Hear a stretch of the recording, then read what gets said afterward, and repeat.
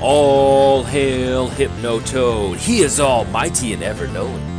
He even knows what commander you're building from Eldraine, and he wants in on it. The Gitrog, you say, I'm building Tulane. I mean, that's Van, you're Golgari. I can't put you in there. Shh, he says. It'll be our little secret. Welcome to Gitrog Hypnotoad. There you go. You gotta put Gitrog in whatever Eldraine commander you're building. Then as far as our opening hand goes, yeah, we'll keep on this one. I like this. Not super explosive, but we've got an answer with Seal Primordium. More than likely, Valduk over there is going to have some sort of artifact or more than likely some piece of equipment that we may want to end up popping. So the Seal Primordium sounds like a pretty good plan. But yes, welcome to Gitrog Hypnotoad. Hope you're excited. I don't know what you're building from Eldraine, but make sure you make a slot for Gitrog. He wants in on it, if you didn't hear that at the beginning. And let's go ahead and lead off with Tranquil Thicket. We're going to have that come into play tap. Yeah, he's... don't tell anybody. Just got to keep it a secret, okay? And if somebody says anything, just tell them you don't know what you're talking about. And that way you've got Gitrog in all of your decks. It'll make him happy, and also it'll make me happy. So, we are playing the Hypnotoad, Mr. Gitrog monster himself. Death touch at the beginning of your upkeep. Sacrifice the Gitrog monster unless you sacrifice a land. Then you may play an additional land on each of your turns. Whenever one or more land cards are put into your graveyard from anywhere, draw a card, and our opponent's off to a very nice start with that Mana Crypt and Veterans Armaments. And, ooh, Swiftfoot Boots, that is definitely a good thing. So, let's go buy you. Yeah, I'm thinking if we want to get a little bit of slow roll on our opponent's side, we probably need to go for the Seal Primordium pretty quick. And we're going to pop that Mana Crypt. We could try to hold on to Seal Primordium to maybe grab a key piece of artifact, like equipment or something. But we're going to hit this Mana Crypt pretty quick, because we want to at least kind of slow the roll on the mana that they're going to be able to generate. So, anything else, pass it over to our opponent. Playing against Valduk, Keeper of the Flame. And if you did not notice this, hey, check this out. Pretty cool. It may be hard to tell because this is a foil version, but in the furnace behind Valduk's hammer, if you see right at the handle, there's like a handprint on the little furnace, and that's the little elemental in the background. Pretty cool. It's always fun getting to do channel art, because you notice little things about the art. So if you didn't know that, yeah, there's some little elementals in the furnace, and it always makes me... I always think of Valduk just like banging the side of that furnace and all those elementals coming out, so it's pretty cool to imagine. Nothing for 3, and then all of our lands come into play. Actually, we could go Blighted Woodland, but that's really not going to matter how we sequence this. So let's just go Blighted Woodland. Let's have Swiftfoot Boots come down. That way we at least have some sort of protection. If we end up deciding to go for Underrealm Lich, or the Gitrog probably might end up going for Underrealm Lich until we can establish some sort of card draw, or maybe something like Life from the Loam. But yeah, Valduk's in there. I know, it's pretty cool. At the beginning of combat on your turn, for each ore and equipment attached to Valduk, create a 3/1 red elemental creature token with trample and haste. Exile those tokens at the beginning of the next end step. If you haven't seen my Valduk video, be sure to check it out. It's a ton of fun. And one of the cool things about Valduk is that you think that it needs to be Voltron. I mean, it does need to be Voltron, but you think that it needs to be aggressive Voltron, and that we have to swing up Valduk. If you just get the cheapest equipment, like mana cost and the cheapest equip cost, you can just have Valduk sit back and just start banging on the furnace and send those elementals in. And that's what makes him so much fun to play. It's kind of like, it is Voltron, but you don't have to worry about your commander dying. You know, we were playing Voltron with Gitrog Monster, and we need him to stick around. But with Valduk, you don't have to swing into any clunky board states. You just get those elementals down, and that's some pretty good magic. Ooh, so we run into Demonic Tutor.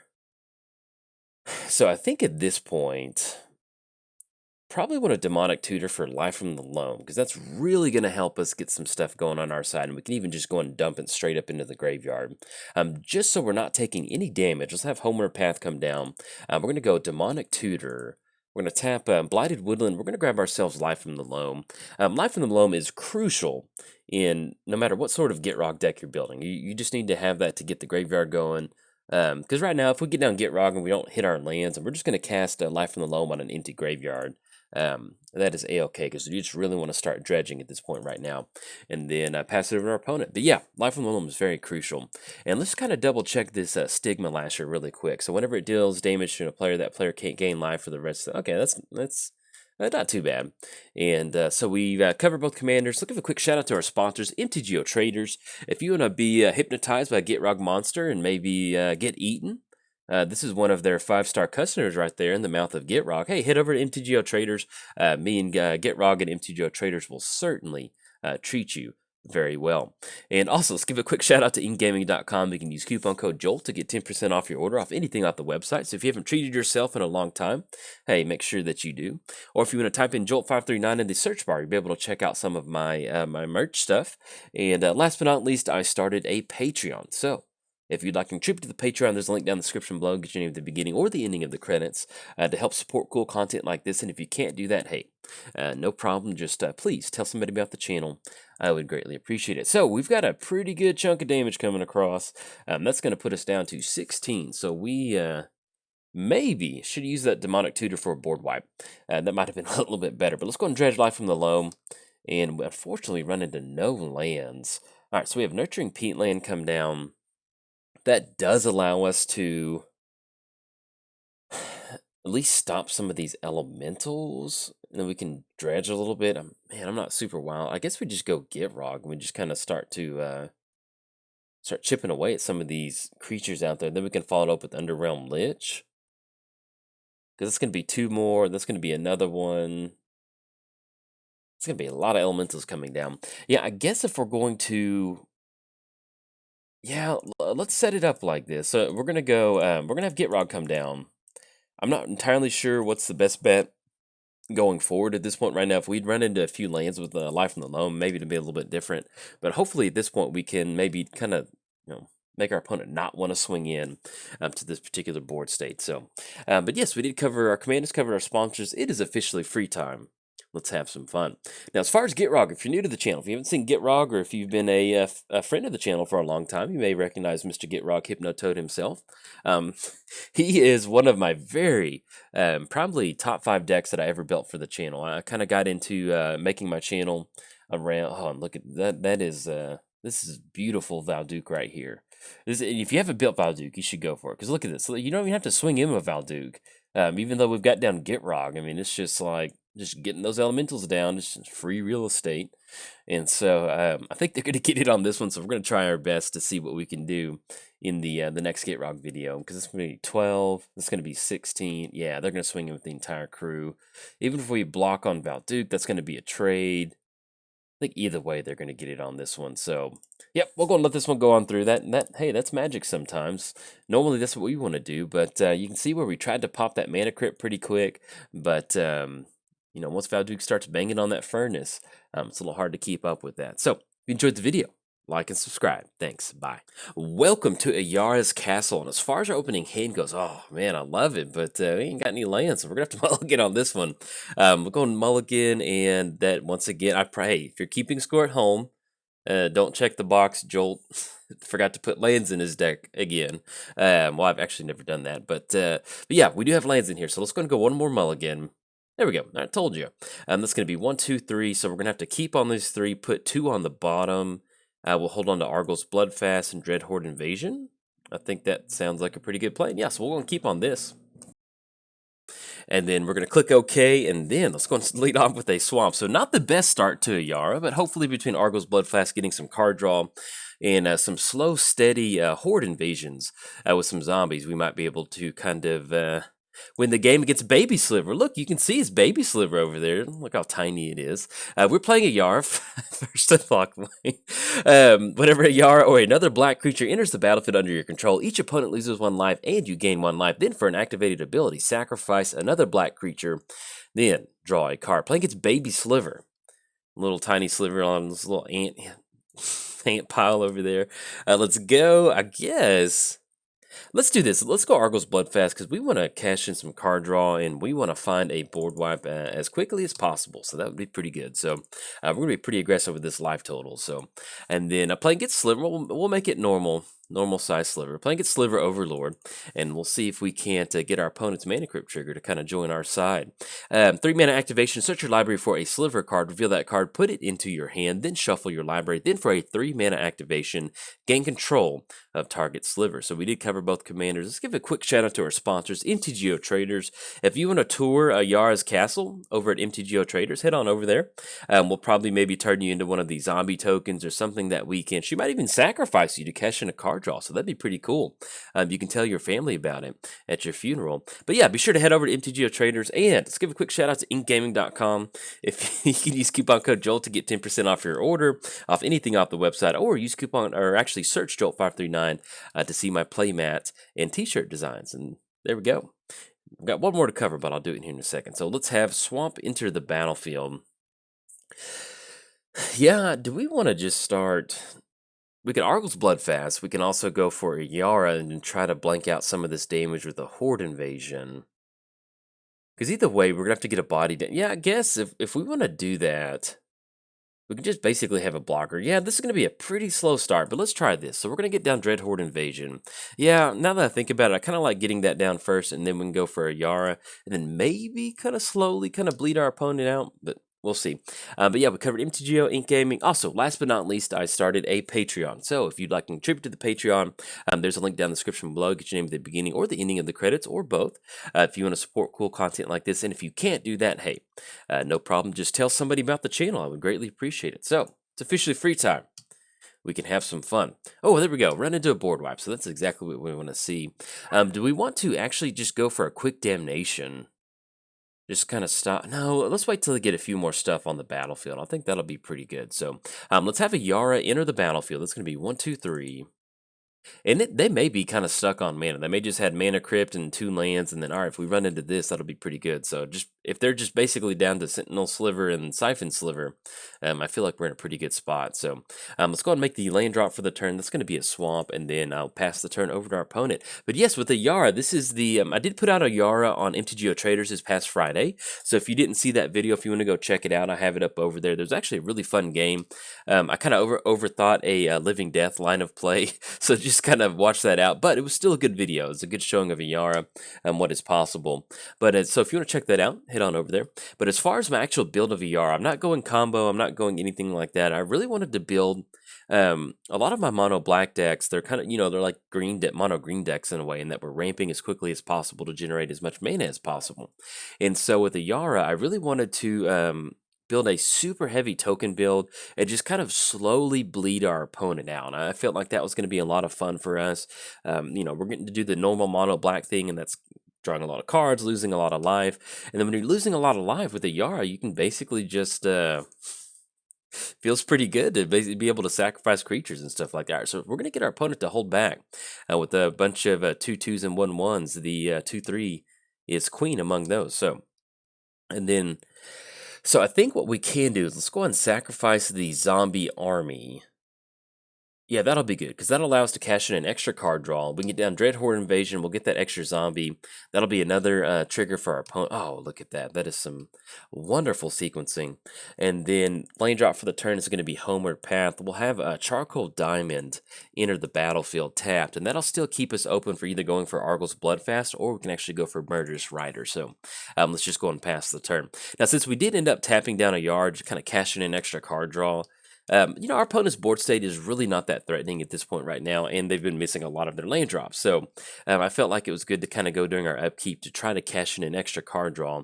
That way we can get an extra zombie token on the battlefield. We still have Murderous Rider, so if they want to decide to swing in, we can at least get rid of the lifelink from one of their creatures, because that will... or probably get rid of Leeching Sliver, now that I think about it. But they're going to... Let's see if we can make a trade. Yeah, if they're going to do that, let's see if we can't trade Zombie Army for Leeching Sliver. I think I'm actually pretty much okay with that. So they will be able to get him for 4. Yeah, that's fine. So let's see if we can make this trade. That's going to be Zombie Army versus the Leeching Sliver, which I'd love to see that. That'd be pretty cool. All right, there we go. We're going to make that trade. That's going to put us down to 17. They go up to 35. And yet I think we just go for an Argle's Bloodfast activation. Our opponent's off to a slow start. We're kind of off to a slow start. So let's see if we can't... Ooh, Bitter Blossom. Yeah. That's exactly what we want to see. Okay, so we're going to have the Dread Horde Invasion. That's going to be an extra trigger from Ayara. And see what our opponents... Looks like they might have something during our... Oh, there we go. Okay, so we're 15 and 34, and then we run into Urborg. So let's have Urborg enter the battlefield. Let's go for Bitter Blossom. And that'll give us at least 2 more activations that we can go for with Argle's Bloodfast. And at this point right now, let's just go and pass the turn. That way we can declare a blocker on one of these creatures and sacrifice the zombie token to at least kind of blank out that lifelink damage, which will be pretty nice. Now, as far as the actual tokens for the deck, this is pretty standard. You know, this is kind of what we want to do. We have Dreadhorde Invasion down. We have Bitter Blossom. We want to slowly get these creatures down. Give Ayara something to sacrifice to make her happy so we can get a card draw and that's going to make us happy. Outside of that, we've got a lot of... we have Carrion in here, which is my favorite card in the deck. It's a 3 mana instant speed, sacrifice a creature. And, okay, so Bone Splitter, Sliver... And so at this point, I think what we'll end up doing is we'll go for Murderous Rider. Because if they decide to swing in with a bunch of 4/2s, I kind of like going for this. All right, so they're going to swing in. Let's go Murderous Rider on Bone Splitter. It's going to be 1, 2, 3. And then that'll still allow us to get rid of the Lifelink Sliver, which will kind of slow roll. Yeah, there we go. Look at that. All right, so we're going to go for a block. Let's go Ayara on Siphon Sliver. And then we're going to declare the Zombie Army on Sentinel Sliver. And then before we go to combat damage, we're going to go for an Ayara activation and sacrifice the zombie. So there you go. That's, if you're new to Magic, and this is kind of a cool interaction with Ayara, is that we can still use her ability. Then Sentinel Sliver's not going to get in for 2 because there was a declared blocker. And then we get to cash in a card draw. We'll still be able to go for Argyl's Bloodfast.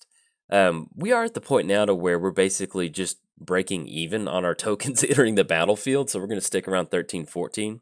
But we might end up going for Argyl's Bloodfast, especially with them kind of not slow rolling, but getting off to a pretty... Yeah, I think we still need to, because we need to get some sort of action. If we can get some sort of mass creature on the battlefield, or even finding something like Uncle Gary, that'll really help us out. But we're playing mono black, so greatness at any cost, so let's go. Ooh, Crick. Son of Yawgmoth, which we can get down, but we can get a little bit extra life gain. All right, so that's going to be a Dreadhorde Invasion. That's going to be a zombie token. We're going to see Bitter Blossom come down. The good thing is, though, even though we're kind of staying the same on our life total, we're still kind of very bleeding out our opponent, which is a very nice feeling. So we do have... So we've got Damnation. We just got a Sentinel Sliver over there. We can go for Crick if we want to. And then we can just basically just put a +1 count. I just don't think at this point in the game we really need Crick that bad. So let's have Lightning Greaves enter the battlefield. We're going to put Lightning Greaves onto Ayara simply because we need to make sure she is nice and protected. That's going to be important. And then pass the turn over to our opponent. So now one thing that we can do, we can go for like Temple. We can actually get Argyl's Bloodfast to flip if we want to, which is, you know, pretty mono black. But I'm thinking at this point, we're going to be pretty aggressive on this one and try to cash in some card draw. Now, one of the other tokens in here that works really well is Ophiomancer, which is going to be the Snake Dancer. You get a snake token during, I think, each upkeep. So if you can sacrifice it, you know, let's say you're going for an Ayara activation, sacrifice it, and then go for that card draw, and you're going to get that token next turn. That's a pretty good feeling. So... And let's see if Sentinel's going to be slinging it. Yeah, that's going to be coming in. And so, yeah, we'll do that same little thing again. So we're going to go for Fairy Rogue on Sentinel Sliver. We'll click OK. And then we're going to go for an Ayara activation. You know, this is pretty much exactly what we want to do. Just really kind of grind the game out with our opponent to where we can build up our mana turn after turn. You just want to make sure you're making your land drop. And then once we get down our big threat... then we can really kind of just push the game towards our advantage. So, all right, it's going to be Bitter Blossom enters the battlefield, and then Bloodline Keeper. Okay, so we're going to have Swamp come down. Yeah, we're going to go for Bloodline Keeper because that's at least going to give us a few extra tokens on the battlefield. And then hopefully they start hitting a few more lands. All right, so we're going to have Bloodline Keeper come down. That's going to be an extra life gain from Ayara.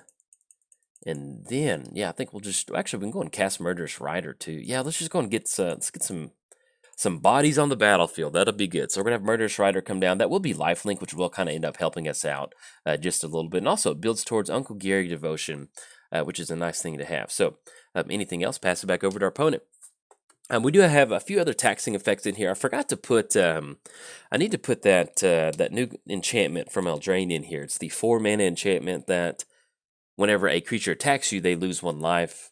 Yeah, I think that's what it is. They lose a life, and maybe you gain a life, I think. I can't remember what it is, but in a deck like this, to where you're kind of slowly whittling away at your opponent's life total, something like that can really help you. Oh.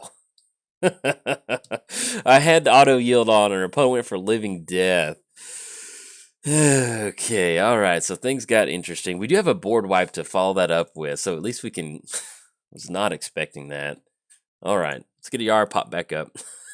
All right, to the people at home, I would have sacrificed a creature to go for a card draw in response to that, but when I'm delivering commentary, I just have auto yield on sometimes. So a little bit of a misplay, but more of a gameplay misplay. Or a mechanical misplay, I should say. So, all right, so we got Zombie Army, Blitter Blossom coming down. It's going to put us down to 10. Let's just make sure that Bajuka Bog. Actually, yeah, we'll go for Damnation. Actually, we've got the mana this turn, so we're going to go Crux of Fate. Yeah, that'll be good. Destroy all non-dragon creatures, which is going to be important. And so this will feel pretty good. All right, so we're going to go destroy all non-dragon creatures. We'll have Bajuka Bog enter the battlefield. Get rid of the rest of those. That way there's no funny business, Lebowski, in bringing Living Death back. And Ayara, yeah, we definitely can't get down Ayara. We can go for, actually, we can't go for Crick either, so... we can go for Argos Bloodfast activation. Yeah, let's just go for it real quick. We're going to pay 2 life, cash in a card draw. Liliana, okay, that's definitely going to be a pretty good way for us to kind of rebuild our board state. And then anything else, pass it back over to our opponent. But yeah, so we've got Carrion in here, which is a great way for us to sacrifice some creatures. We also do have some other fun ways to generate a really nice board state. We've got Pack Rat in here, so if you're running mono black with Pack Rat, that's always pretty cool. And we've got Piper of the Swarm, which is one of the new mono black rat cards, or at least human that makes rats. We've got some fun ways to kind of dirtle around. And... our opponents all right, our opponents conceded the game. They go, love is the law, love under will. So but anyways, all right, so we're gonna get it on this one. This was kind of a not that great of a showing of a Yar, but this is pretty much what we want to happen, is make it to the late game. But I completely understand our opponent wanting to scoop. I mean, it's turn 9 and you've hit 3 lands, so that's not a lot of fun. But we got a good showing of a Yar. Wasn't that explosive? And so I don't know if this will make the cut, but if you enjoyed the video, like and subscribe. Thanks. Bye.